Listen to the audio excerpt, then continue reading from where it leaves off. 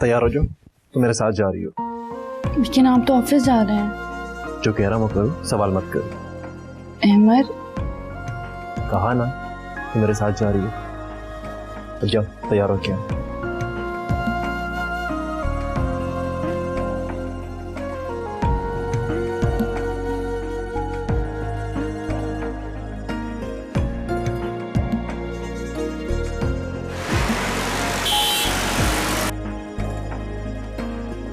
Good morning. Morning.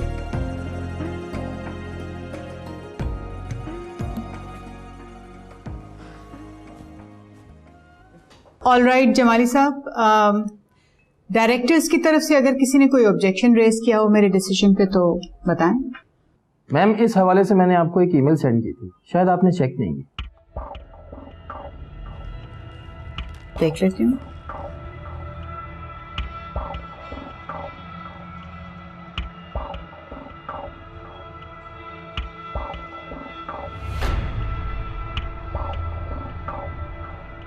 Ma'am, ये objections Ahmad साहब ने रेज किए।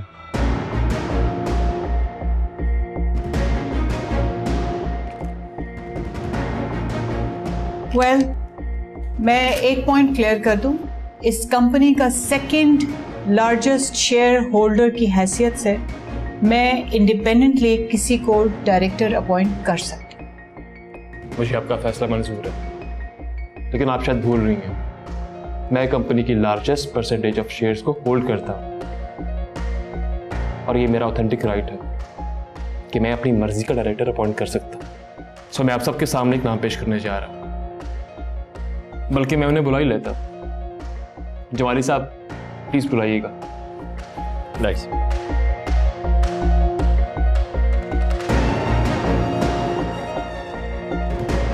मैडम, अब प्लीज आइए।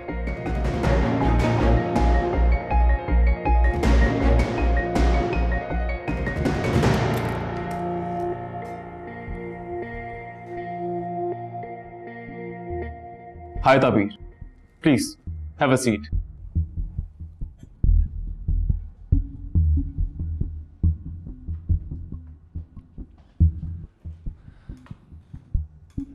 आप में से कुछ लोग इन्हें जानते हैं और कुछ नहीं जानते। Let me introduce her. So she is Tabeer Ahmed. Tabeer is highly educated women. She has done her masters in applied economics. मगर इसका इंट्रोडक्शन इन लोगों से क्यों करवा रहे हो? उसकी रीजन ये है मामा, क्योंकि ये हमारी कंपनी की डायरेक्टर बनने जा रही है।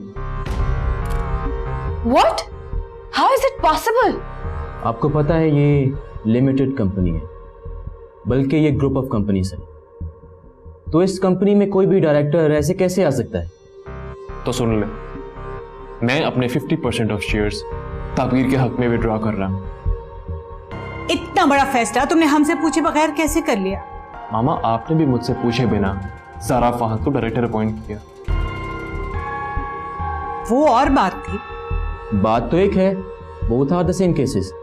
इस सिलसिले में डॉक्यूमेंटेशन सब कुछ होगा, लेकिन सबसे पहले आपको इन्फॉर्म करना लाजमी था।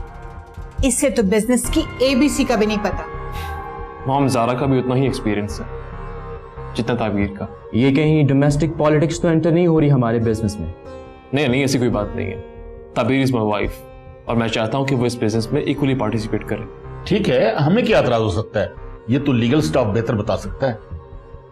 आपकी इन्वेस्टमेंट का कुछ हिस्सा इनके नाम से भी कंपनी में इन्वेस्ट होगा। आप लोग बेहतर समझते हैं। इसके अलावा कुछ और पूछना चाहें तो प्लीज गो अहेड। जमाली साहब, लीगल प्रोसीजर के लिए लीगल डिपार्टमेंट को डिटेल्स फॉरवर्ड कर दें आप। Right sir. गुड।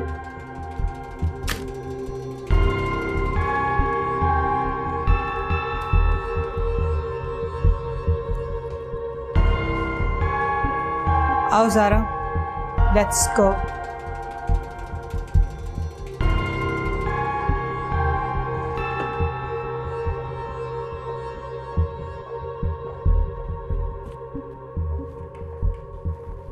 मैम, आप काइंडली आइएगा, मैं आपका स्टाफ से इंट्रोडक्शन करूँगा। जाए मिस ताबीर। आइए please. Have a nice day.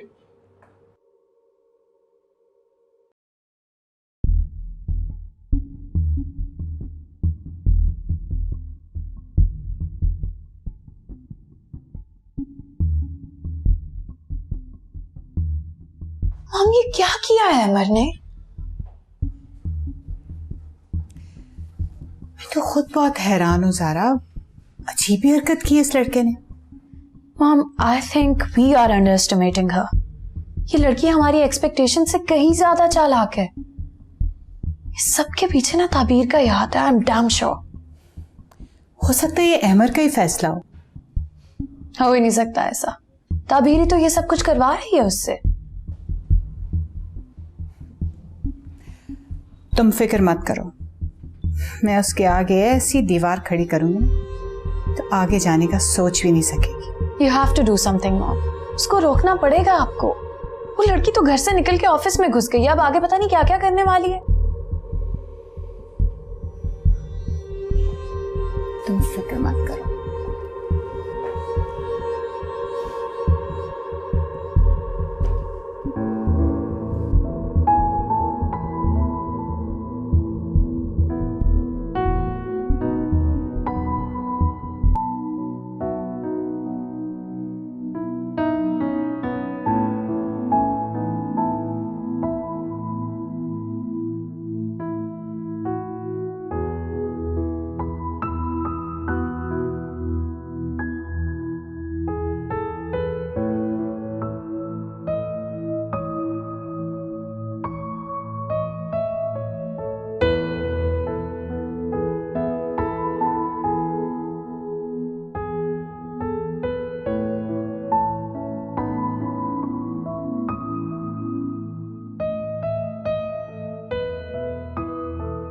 Hello, क्या हाल है माजिद भाई? मैं ठीक हूँ, तुम कैसे हो? आवाज़ से तो लग रहा है काफ़ी बेहतर हो। हाँ, मैं बिल्कुल ठीक हूँ। अच्छा माजिद भाई, आपने कुछ काम का किया? आपने कहा था कि आप किसी और जगह ट्राई करेंगे, कुछ बना? टेंशन मत लो, एक दो जगह बात की है मैंने, काम तो मिलना शुरू हो गया है ना, ब्रेक भी मिल जाएगा। माजिद भाई, मैंने 2 और टैलेंट एजेंसीज को अपने फोटोशूट भेजे हैं। अच्छा किया, कहीं से भी काम मिल जाए अच्छा है। मैं देखता हूँ, एक आध दिन में बताता हूँ तुम्हें। प्लीज माजिद भाई। तुम बेफिक्र रहो, अच्छी खबर ही आएगी। अच्छा, मैं तुम्हें बाद में कॉल करता हूँ, ज़रा एक इम्पोर्टेंट काम से जा रहा हूँ। ठीक है? ठीक है, खुदा हाफिज। कैसी तबीयत है? पहले से काफी ठीक। किससे बात हो रही थी? वो माजिद भाई को काम के लिए कह रहा था। बेटा, ये मॉडलिंग छोड़ो और किसी और फील्ड में जॉब तलाश करो। तो कोई ऑल्टरनेटिव करियर मिलेगा तो जिंदगी बेहतर हो जाएगी ना। यहाँ कभी काम मिलता है, नहीं मिलता। मगर अब्बू, मैंने अपने ख्वाब के लिए बहुत सी कुर्बानियां दी। ख्वाब से निकलकर हकीकत में आओ बेटा। ख्वाब तो ख्वाब ही होते हैं। मगर अब्बू, मुझे काम तो मिलना शुरू हो गया। लेकिन इससे तुम अपनी जिंदगी की गाड़ी चला सकते हो। कोई जॉब करो और साथ साथ अपना शौक भी पूरा करते रहो। वो कहे तो आप बिल्कुल ठीक रहे हैं, लेकिन लेकिन कुछ नहीं। बस अब तुम अपने लिए एक जॉब तलाश कर रहे हो, ठीक? मैं भी देखता हूं कि तुम्हें कोई अच्छी जॉब मिल जाए। ठीक है? जी।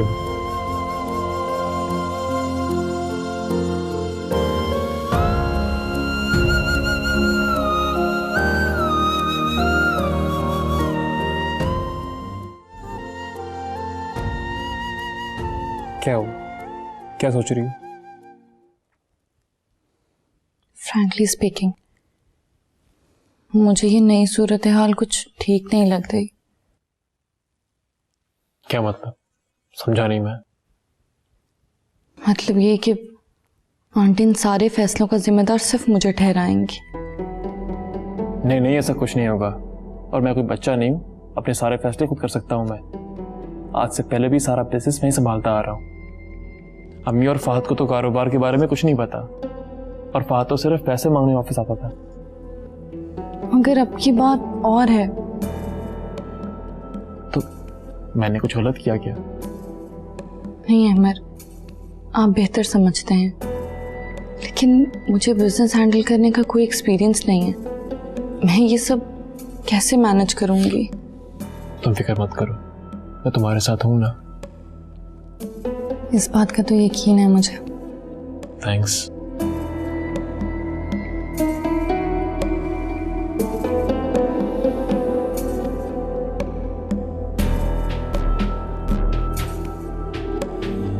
अभी आप देखती जाए मॉम क्या क्या होने वाला है। एक मामूली सी लड़की मेरी सारी जिंदगी की मेहनत खराब कर देगी। जिंदगी भर की मेहनत? हाँ ना, मैंने सारी जिंदगी इतनी मेहनत से अमर को पाल पोस कर जवान किया, फिर 2 टके की मिडिल क्लास लड़की आकर उसको हाईजैक करके ले जाए, ऐसा तो मैं कभी होने नहीं दूंगी। इतनी तो साबिर हूं नहीं मैं सैक्रिफाइस नहीं कर सकती। But mom, I think things are out of your control now. आप कुछ भी नहीं कर सकती। ये गेम अब आपके हाथ से निकल चुकी है। वो लड़की जिसे हम सारी जिंदगी मामूली सी लड़की समझते रहे, अब गैर मामूली हो चुकी है। कैसे मुंह भर के उसने कह दिया, मेरे 50% शेयर्स की मालिक मिसेस ताबीर अहमद, जिसने कभी जिंदगी में 10,000 कैश इकट्ठे ना देखे हो, वो करोड़ों की मालकिन बनने के ख्वाब देख रही। Look at her. ग्रुप का चेयरमैन तो अहमद ही है ना, उसका डिसीजन ही लास्ट डिसीजन कंसिडर किया जाएगा। आप क्या कर लेंगी माँ?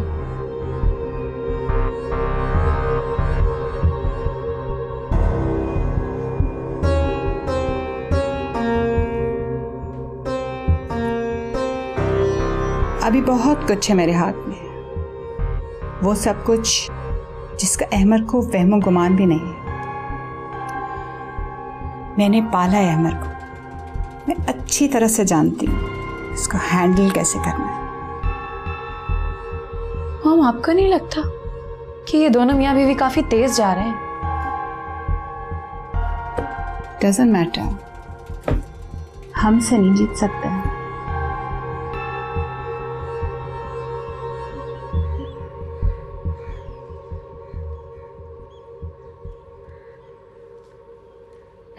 नजो, तूने कोई प्रोग्राम नहीं बनाया जाने का? कहाँ जाने का खाला? आपको तो पता है मैं अकेली कहीं नहीं जाती। आप साथ चलेंगी तो चलूंगी।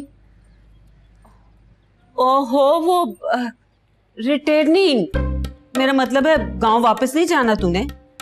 तू तो ऐसे जमकर बैठ गई जैसे ब्याह कर आई हो इस घर में। ब्याही लड़कियां भी मेके चली जाती हैं, तू तो यहाँ से हिलने का नाम ही नहीं ले रही।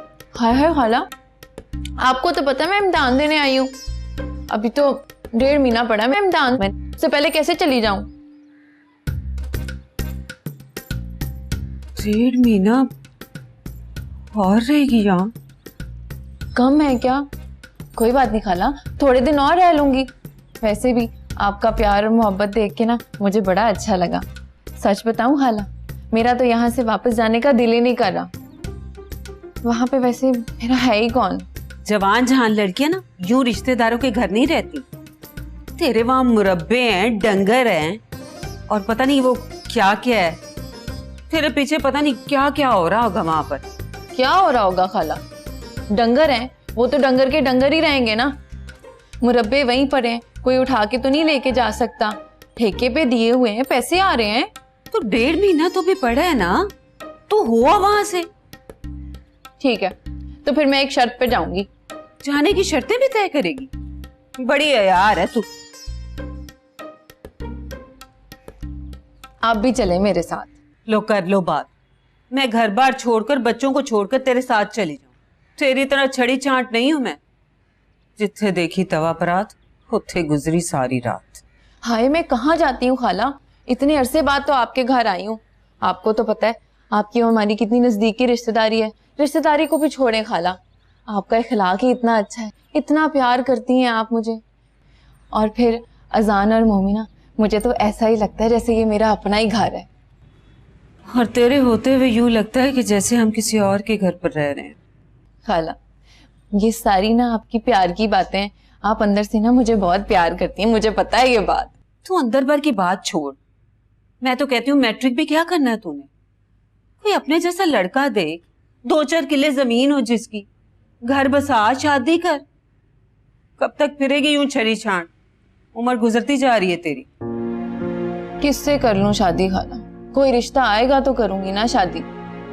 मुझे तो लगता है मेरी जिंदगी ऐसी ही गुजर जानी है, कभी इस घर कभी उस घर।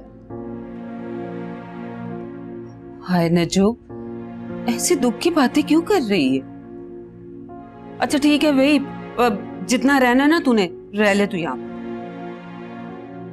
मैं तो वैसे ही कह रही थी मेरे लिए तो तुम मोमना जैसी है, जैसी वो वैसी तुम।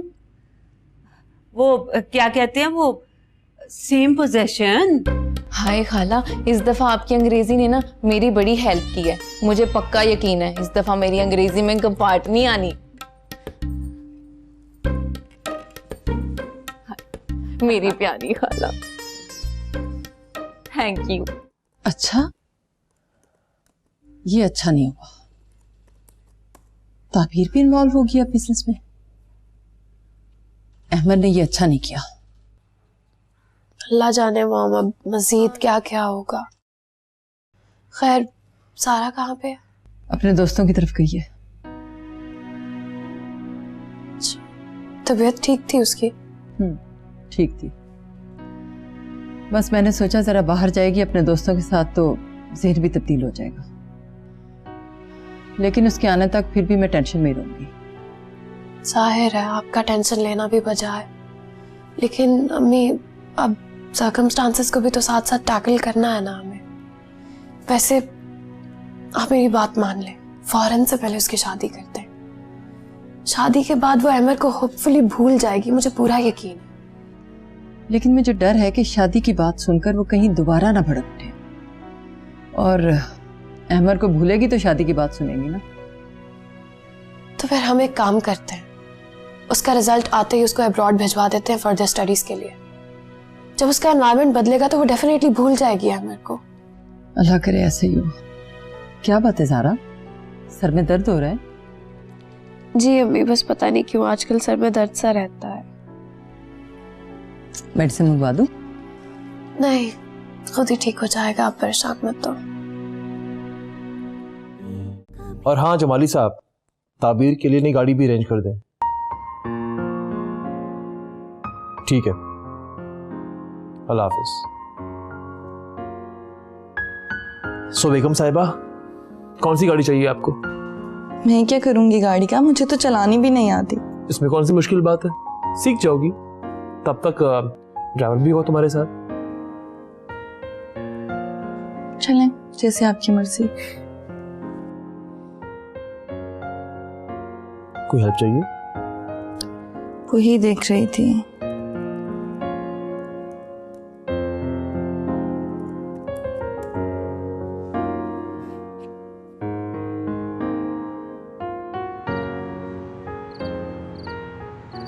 हाँ लैला, अच्छा होता कि तुम आ जाती। मैं तो अपने आप को बहुत तन्हा महसूस कर रही हूँ। तुम्हें पता है, मैं इस वक्त जिंदगी के ऐसे फेज से गुजर रही हूँ जहाँ पे इंसान को अपने किसी पुराने दोस्त की बहुत जरूरत महसूस होती है। आना तो मैं भी चाह रही थी। Let's see when I will come. अरे तुम यहाँ पे मेरे पास आकर रहोगी ना तो मुझे बहुत खुशी होगी। तुम्हें तो कहा था तुम आ जाओ मेरे पास, वहाँ क्या रखा है? ऐसे कैसे आ सकती हूँ मैं? मॉम अकेली है यहाँ पे, और वैसे भी अब मैं कंपनी में फहद की जगह पे काम कर रही हूँ। That's great. ये तो बहुत ही अच्छा फैसला किया है तुमने। अब तो बॉस बन गई हो तुम। लगता है तुम्हें हंसने की आदत नहीं रही अब। क्या हाल बनाया हुआ है तुमने अपना। दोस्त किस लिए होते हैं? बंदा शेयर कर लेता है। बताओ तो सही क्या बात है। ठीक है, अल्लाह की तरफ से ये वाकया हो गया है, पर इसका हरगिज ये मतलब नहीं है कि तुम जीना ही छोड़ दो। जिंदगी रुकती नहीं है ज़ारा, तुम्हें तो जीना है, खास तौर पर अपने लिए। जी तो रही हूँ, मुझे क्या होना है, अच्छी भली तो बस तुम्हें पता तो है कि सब कुछ इतना अनएक्सपेक्टेड था कि किसी ने कभी सोचा ही नहीं था कि ऐसा कुछ हो भी सकता है। टाइम तो लगेगा ना मुझे थोड़ा सेटल डाउन होने में। मैं आऊंगी ना ज़ारा, फिर तुम्हें अपने साथ ले जाऊंगी, फिर घूमेंगे फिरेंगे, एंजॉय करेंगे, फिर देखना तुम अपनी लाइफ को एक न्यू एंगल से। हाँ इंशाल्लाह आऊंगी कभी ना कभी। और सुनो, तुम्हारी जिंदगी में क्या चल रहा है? कभी रिश्ते वहमों को लगे, कभी हम सफर लगे रास्ते, कभी मंजिलें भी धुआं लगे।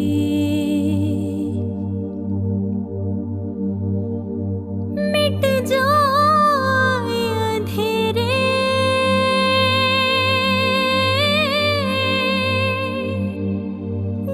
तो कर दे इशारा,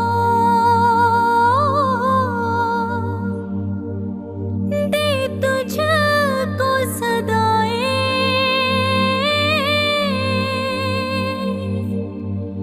तुझको ही पुकारा,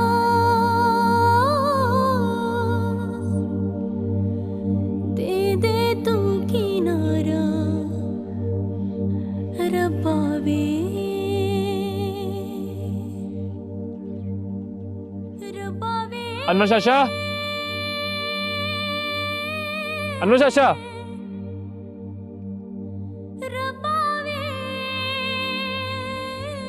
जी अहमद बाबा बिस्मिल्लाह। आप ज़ारा के रूम में जाएं, उसको मेरा पैगाम पहुंचा दें कि मैं उसे मिलना चाहता हूँ। जी बहुत बेहतर।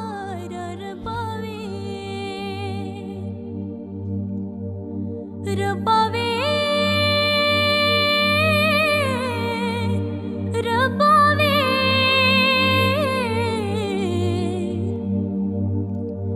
एक तो ही सहारा रब्बा वे, है जिंदगी ऐसे मुट्ठी में रेत जैसे,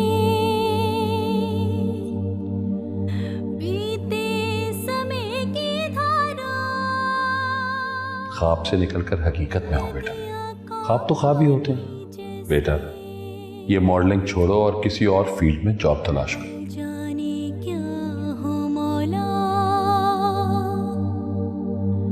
कोई भी ना जाने किसके नसीबों में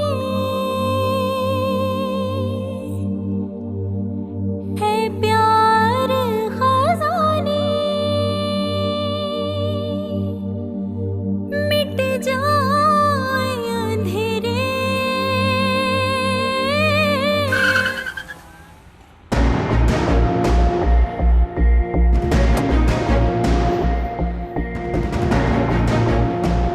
दिखाई नहीं दे रहा क्या? माफ कीजिए। अजीब आदमी।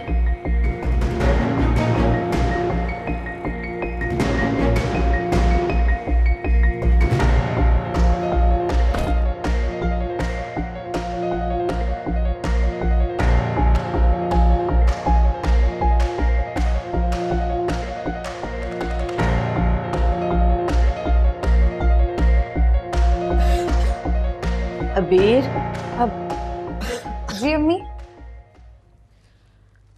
बेटा शाम हो गई है, चाय बना के ले आओ। अच्छा अम्मी, आपके लिए खाने के लिए कुछ लाऊं?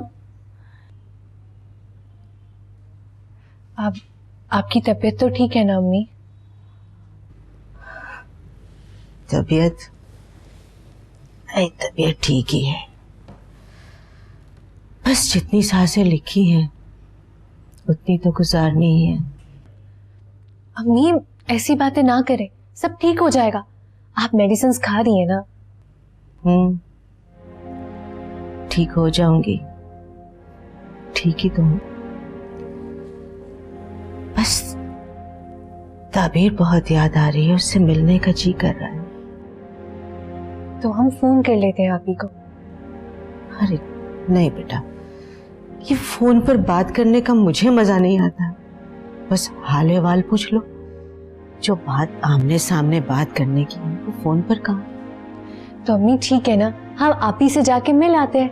मैं फोन कर देती हूँ कि हम आप ही से मिलने आ रहे हैं। अरे नहीं नहीं, चक्कर लगाऊंगी उसकी तरफ या फिर उसको बुला लूंगी, फिर सोचती हूँ कि अच्छा है वो अपने घर में खुश है। बहुत मुश्किलें उठाई हैं मेरी बच्ची ने। अम्मी आप बिल्कुल भी फिक्र ना करें, अहमद भाई बहुत अच्छे हैं, वो आप ही का बहुत ख्याल रखेंगे, उन्हें खुश रखेंगे। आप बस इत्मीनान रखें। अहमद तो बहुत अच्छा है, लेकिन ताबीर की सास और उसकी देवरानी, अल्लाह उनकी शर से बचाए। अच्छा जाओ जाके मेरे लिए चाय ले आओ जल्दी से, फिर नमाज का वक्त हो जाएगा। जी अम्मी, मैं चाय लाती हूँ आपके लिए।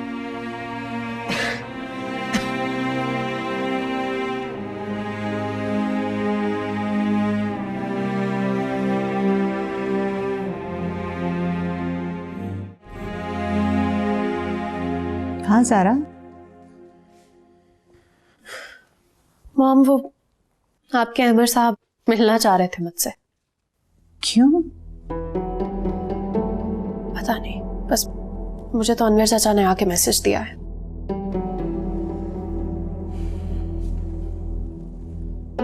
अच्छा, लेकिन उसने मुझसे तो ऐसी कोई बात नहीं की। तुम भी उसे मत बताना कि तुमने ये बात मुझसे शेयर की है।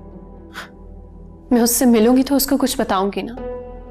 मैं तो उसकी शक्ल भी नहीं देखना चाहती, मिलना तो बहुत दूर की बात है। आपको पता है, उसको जब भी देखती हूँ ना, मुझे वही सारा मंजर याद आने लग जाता है जो मैं कभी भी याद नहीं करना चाहती। आई कैन अंडरस्टैंड बेटा। अब देखो ना, हमने एक साथ रहना है और फिर बिजनेस भी तो शेयर कर रहा है ना वो हमारे साथ। तुम कैसे उसे अवॉइड कर सकती हो? एक दफा मिलके बात तो करके देखो, वो कहना क्या चाहता है। तो फिर आप भी बैठेंगी? मैं इस तरह अकेले नहीं बैठूंगी उसके पास।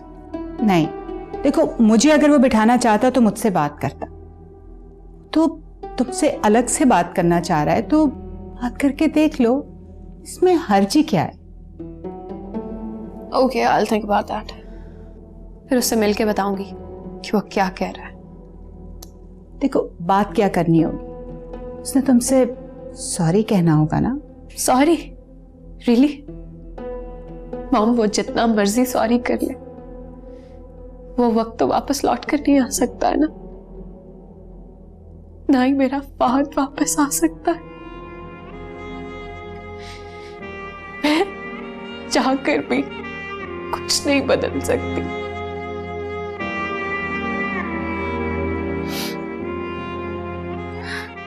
I can understand. Please, Sarah.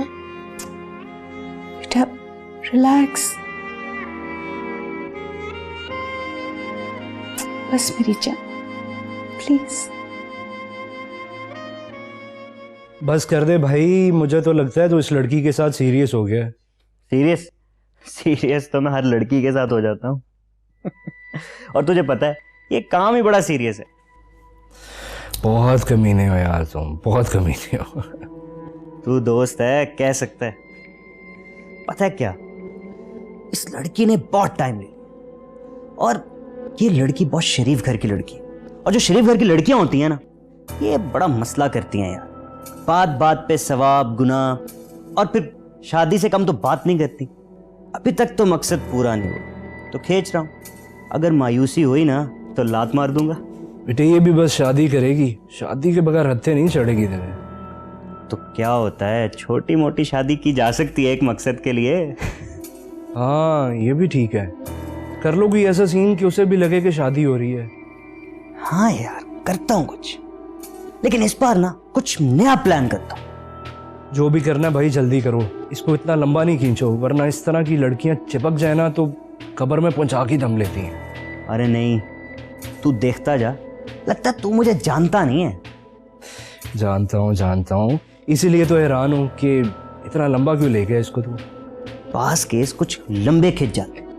अब टाइम इतना हो गया है तो मकसद पूरा किए बगैर छोड़ना भी तो बेइज्जती वाली बात है। हाँ यार टाइम तो वाकई बहुत लग गया है, अब इतना टाइम इन्वेस्ट किया तो आउटपुट तो आनी चाहिए।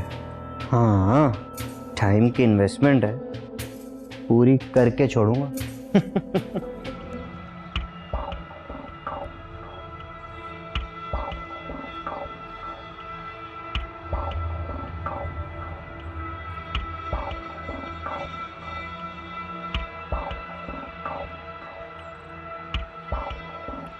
हेलो ज़ारा।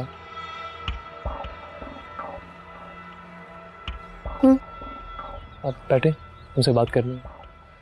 बोलो। बैठो प्लीज, हैव अ सीट। बैठो ना, कोई ऐसी खास बात नहीं है, बस कुछ दिनों पहले तुमसे मैंने जो इमोशनल होकर उल्टी सीधी बातें कर दी थी उसके लिए माफ़ी चाहता। बस छोटी मोटी कुछ और बातें करनी है। तुम कहो, मैं सुन रही हूँ। बात यह है कि जो कुछ हुआ सो हुआ, मैं डिटेल में नहीं जाता, लेकिन अब सूरत हाल ये है कि हम कारोबार में एक साथ हैं, घर में एक साथ हैं और एक रिश्ता भी रहा है हमारा। मतलब की बात कर रहे हैं? वही कर रहा हूँ। बात यह है कि इस टेंस माहौल को ख़त्म होना चाहिए, या फिर तुम मुझे बता दो। मैं क्या बता दूँ? देखो, दो ही सूरतें होती हैं, या तो आप साथ चल रहे होते हैं या फिर रास्ते जुदा कर लेते हैं। समझी नहीं हो तुम्हारी बात। देखो, सीधी सी बात है, हम बिजनेस में एक साथ, तुम कंपनी की बाकायदा डायरेक्टर हो, हमें मिलना जुलना पड़ेगा, हमें डिस्कशंस करनी पड़ेंगी, तो इसलिए चीज़ें साफ होनी चाहिए, दिल साफ होना चाहिए। लेकिन ये बातें तुम मुझसे क्यों कर रहे हो? ये तो अम्मी से करने वाली है। देखो, मैं अम्मी से सिर्फ एक लिमिट तक बात कर सकता हूँ, उनसे मेरा इज्जत का रिश्ता है, वो माँ है मेरी, वो समझ नहीं पाएंगी। तुम उनको कन्वे कर सकती हो, आपस में डिस्कस कर सकते हो। अमर, तुम बिजनेस से अलग होना चाह रहे हो क्या? नहीं नहीं, मेरा ऐसा कोई इरादा नहीं है। मेरा मकसद इस काम को आगे बढ़ाने का। मैंने इस बिजनेस को जिंदगी दी है, अब तक जो सीखा वो किया। सब कुछ कौन करता था? मैं ही करता था और कर रहा हूँ इनफैक्ट। लेकिन ज़ारा, बहुत अजीब सिचुएशन होती जा रही है। तुम्हारे जहन में पता नहीं क्या है, मामा पता नहीं क्या सोच रही हैं। हमें बाकी मामला को साइड पे करके कम से कम बिजनेस के मामला में तो एक होना चाहिए। आप सबको मुझे एतमाद देना होगा, तभी मैं कुछ कर पाऊंगा। पता नहीं मैं तुम्हें समझा भी पा रहा हूँ या नहीं। मैं तुम्हारी बात समझ रही हूँ, हमारी तरफ से ऐसा कोई भी मसला नहीं है। और वैसे भी बिजनेस के मामला बहुत नीट एंड क्लीन होते हैं। कोई चाहे कुछ भी कहे, फिगर्स बोलते हैं। फिगर्स देख के सब पता चल जाता है कि कंपनी की क्या परफॉर्मेंस और क्या प्रोग्रेस है। बिजनेस के मामलात में तो इतना मैं भी जानती हूँ कि क्या सही है क्या गलत। इसका मतलब है कि तुम्हारा एतमाद मुझे हासिल है। ग्रुप चेयरमैन होने की हैसियत से सब तुम पे ट्रस्ट करते हैं, और मुझे नहीं लगता कि आज तक तुमने कभी भी ऐसी कोई रीज़न दिया कि तुम पे ट्रस्ट ना किया जाए। अगर कभी भी मुझे ऐसा कुछ महसूस हुआ तो I definitely tell you. That's great. मैं भी यही चाहता हूँ और मुझे पूरी उम्मीद है कि मामा के ख्यालात तुमसे मुख्तलिफ नहीं होंगे। अब इस बारे में तो मैं कुछ नहीं कह सकती हूँ। हाँ, अलबत्ता मैं उनसे बात ज़रूर कर लूँगी, तो मेरी तरफ से मुतमईन रहो। देखो, ये फैमिली बिजनेस है और मैं कभी भी ऐसा नहीं चाहूँगी कि ये मेरी ज़ाती पसंद या ना की भेंट चढ़ जाए। खालू ने अपनी पूरी ज़िंदगी दी है इस बिज़नेस को, और फहद ने भी इसके लिए जो थोड़ा बहुत किया आखिर किया ही ना। बाकी हम सब हैं, हम सोच समझ के संभाल लेंगे।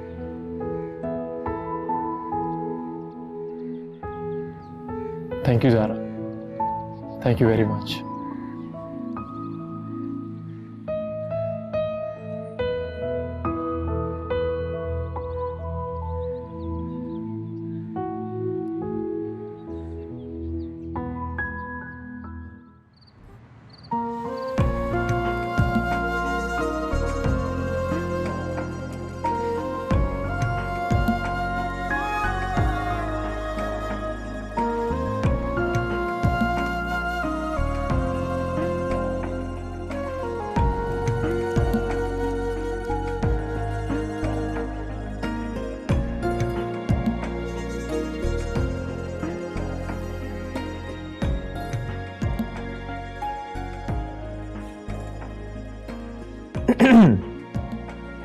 आप कब आए? आप इतनी मसरूफ थी कि आपको पता नहीं चला कि मैं कब आया। वैसे बाय द वे, ये क्या इंपॉर्टेंट काम कर रही हैं आप? आपने इतनी बड़ी जिम्मेदारी दी है, कुछ तो तैयारी करनी पड़ेगी।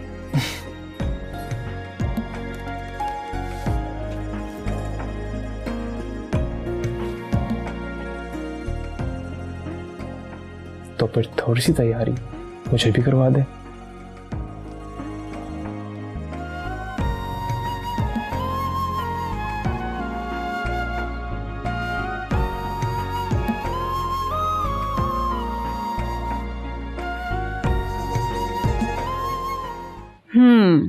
तो ये बात करने आया था मुझसे, हिम्मत नहीं पड़ी ना?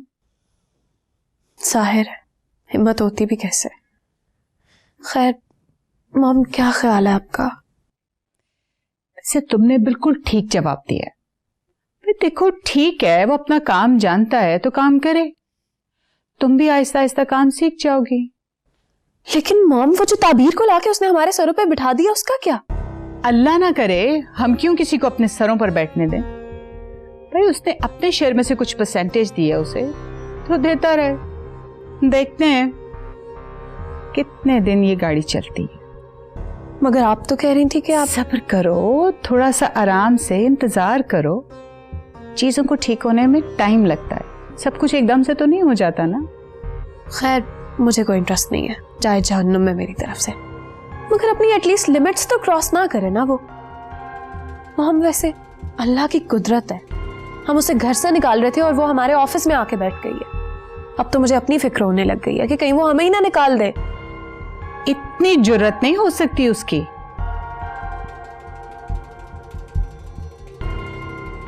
हाँ वैसे ये तो है। कर अब देखते हैं ऊंट कौन सी करवट बैठता है। पता नहीं अब खेल कौन सा रुख इख्तियार करता है। क्यों फिक्र करती हो? मैंने भी कोई कच्ची गोलियां नहीं खेली, उम्र गुजारी इन झमेलों में। बस तुम देखती जाओ होता क्या है। क्या होगा, देख ही तो रही हूं अब तक। सब कुछ फिलहाल तो उल्टा ही होता जा रहा है। क्यों परेशान हो रही हो? 100 सुनार की तो 1 लोहार की। ऐसी चोट मारूंगी ना, सब किरची किरची हो जाएगा।